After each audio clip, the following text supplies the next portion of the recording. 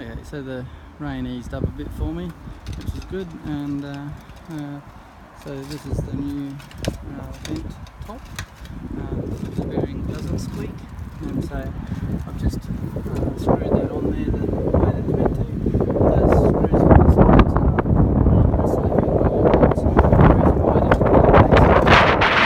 didn't put this base is all Sikaflex down to these tiles here and that, and so when I tried to pull, if I tried to, because I didn't try it, but if I tried to pull that base out, I would have broken these tiles and those tiles. I'm trying to get them out, and if I break either of these tiles, they're right on the second tile down from the ridge, and so it's very, very difficult to replace tiles this high up.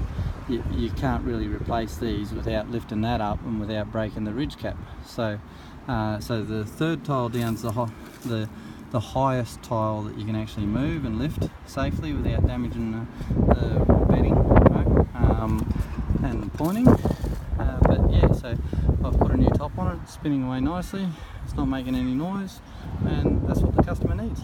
So but yeah, I don't know whether you can see that whirlybird down there, but it's mounted on an angle, so its bearing's going to wear out really fast. But anyway, this is one of the downsides to having whirlybirds on the roof, is that they do require some maintenance now and again. If you need a quote for your insulation or have any questions about your roof vents, give me a call.